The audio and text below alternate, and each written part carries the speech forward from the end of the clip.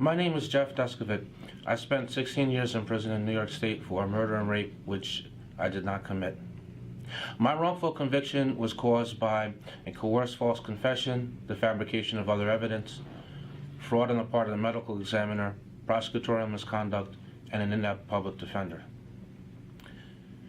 In high school, I was quiet. I was to myself. I didn't participate in very many organized sports.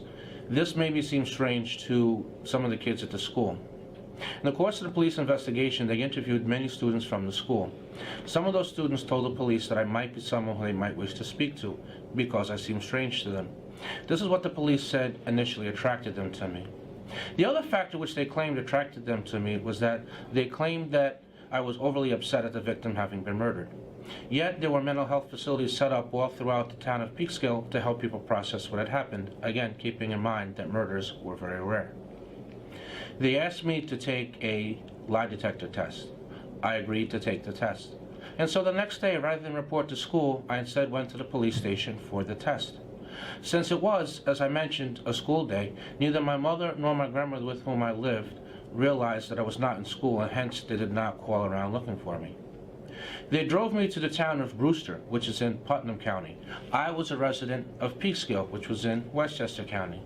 The significance of my mentioning that is that meant I was no longer able to leave on my own. I was instead dependent upon the police. They put me in a small room. I did not have an attorney present. I was not given anything to eat the entire time I was there. They attached me to a polygraph machine. They gave me countless cups of coffee. They used all kinds of scare tactics at me. They raised their voice at me. They invaded my personal space. They played the game known as good cop, bad cop, in which one officer takes a more aggressive role while the other pretends to be a friend who is somehow powerless to stop what goes on. The purpose of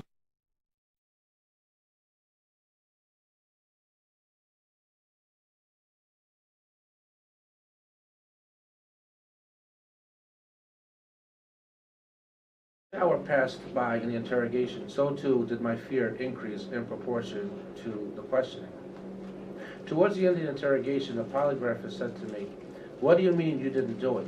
You just told me through the test that you did." When he made that statement to me, it really shot my fear through the roof. At that point, the officer who was pretending to be my friend entered the room, and he informed me that the other officers were going to harm me, but that he was holding them off, but that he could not do so indefinitely. You have to help yourself here, you understand.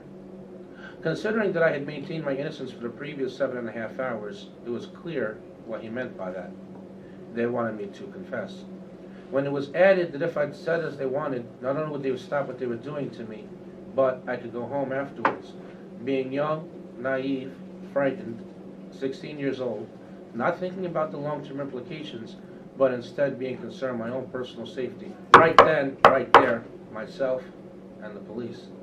I took the out which they offered, and I made up a story based upon information which they had given me in the course of the interrogation. Needless to say, I was arrested. I was charged with murder and rape. Now, before I went to trial, the results of the DNA test came in from the FBI lab. Semen found that the victim did not match me.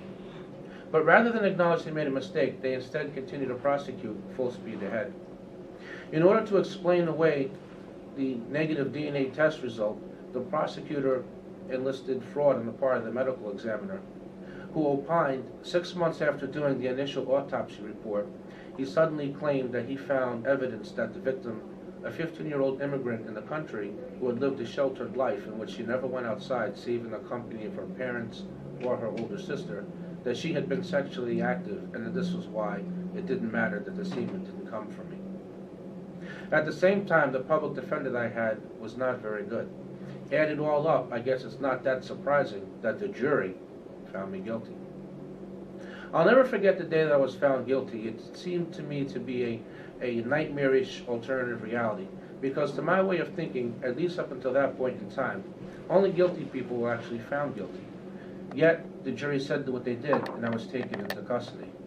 On the day of the sentencing, I begged the judge to overturn the verdict, because I was innocent, and I referenced the DNA to support my contention. He actually told me, on the record, "Maybe you are innocent." He didn't overturn the conviction, though. He instead sentenced me to a term of imprisonment of 15 to life. I would like to share with you a bit about my prison experience. I still remember the first day. I remember having a chain around my waist and being in handcuffs, as well as having my legs attached to the prisoner on the bus next to me.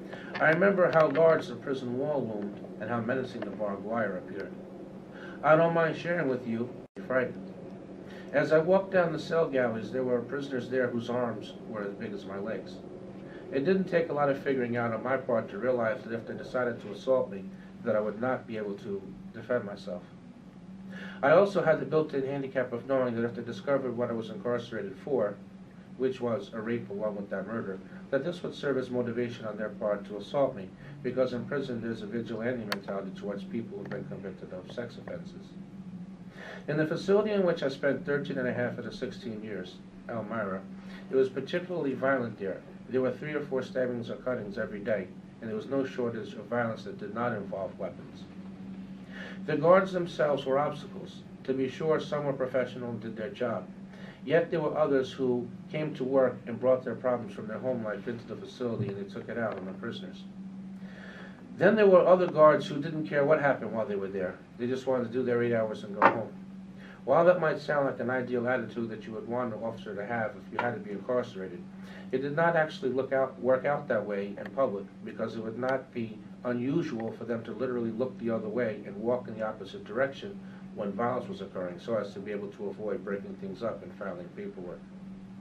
Then there were other guards who, even their peers hated them because the manner in which they conducted themselves made it likely that there would be prisoner-to-staff violence. Yet nobody ever bothered to reel them in, not their co-workers, nor the people who supposedly were there to supervise them.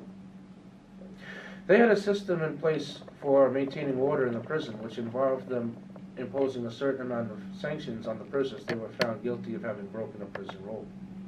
Some of those sanctions included, but were not limited to, being kept in a cell 23 hours a day. They would send you less food. Sometimes the food that they would send you would be 3 or 4 days old. Their idea of complying with the court-mandated 1 hour a day recreation consisted of putting the prisoners in a small caged area with maybe a pull-up bar in it if you were lucky. You would not be able to call your family while you were on such status. There were several times in the course of my incarceration in which I was assaulted, and one time in which I nearly lost my life. In addition to dealing with the physicality, I was also subjected to those sanctions, because in prison, if you're defending yourself, then you are fighting. Towards the end of my sentence minimum, the correctional authorities informed me that if I wanted to have any chance at all at making parole, which was already a slimmer than slim possibility, I would have to take and complete the sex offender training program. The problem with completing that program, however, was that there was an explicit guilt admission requirement in which I would be required not simply to say that I was guilty, but also to give details. It would not be sufficient to do so verbally, but I would also have to do so in writing. And I was looking at making parole as a potential means of regaining my freedom. And certainly I wanted to do so before any additional family members beyond my grandmother passed away. So it was a very difficult catch-22 position to be in. In the end, after doing a lot of soul searching, I ultimately decided not to take the program. When I went to the parole board, I knew that the parole board was in the habit of rubber stamp applications from prisoners, even those who could demonstrate that they had turned their lives around and that they would not be arrested again if they were released. In order to protect myself from having that happen, I repeatedly raised the issue of my innocence, but they didn't even want to entertain that as a possibility. Towards the end of the parole interview, one of the commissioners asked me a question about an aggression replacement training program that I had taken, and I was able to answer the question, demonstrating that I had learned the material in the course. That's when another commissioner remarked to me, "Well, that's good, Mr. Deskovic, because you're going to need those skills once you return back to society. Good luck." Considering how the interview ended, I actually walked around the prison for the next 3 days awaiting the decision, thinking that I had somehow defied the odds and that I would be going home. When I got the decision in the mail, the decision stated that although I had done a good job of staying out of trouble, that I had a good disciplinary record, that I had an excellent educational record, that I had a few letters of support on my behalf, that I even had a letter from a prison employee urging that I be released, that nonetheless I had been convicted of a brutal and senseless crime, and that to release me would be to somehow to deprecate its seriousness. They therefore ordered me to appear in front of them again 2 years later. Considering that I knew many people who were working on years 25 and 30 off of a 15 to life sentence, who would go to the parole board, be turned down, reappear in 2 years, only to be turned down again, and to have that cycle continue in perpetuity, I thought that I was going to die in there. While all this was happening, and a lot more than I'm passing over for the sake of time, I was simultaneously appealing my case throughout the court system. I lost all 7 appeals. At the end, my innocence was established because I finally was able to get an attorney to take my case for free. They took the crime scene DNA evidence, which already didn't match me, and compared it to the DNA data bank, which contained samples of other people who had been convicted of violent crimes. The results matched that of a man who had committed an unrelated murder while I was still in prison, as a result of him being free while I was wrongfully incarcerated. The results matched him, and when confronted by the authorities, he admitted that he was the person who had committed the crime. On September 20th, 2006, my conviction was overturned and I was released. I reported back to court November 2nd, 2006, at which point all the charges were dismissed against me on the grounds of actual innocence. Reflecting on the difficulties of reintegrating back into society following my experience, I have had difficulties with respect to technology. The world is much different now than when I was originally convicted. We didn't have cell phones, internet, GPS, or these sophisticated methods of banking. When I visit family members, it's awkward because although I know who they are intellectually and I have memories of them from when I was younger, I don't know who they are as people anymore, nor do they know who I am as a result of the long period of time in which we spent separated. I see a counselor once a week in order to assist me in readjusting to being free and in coping with the traumatic situation that I've been through.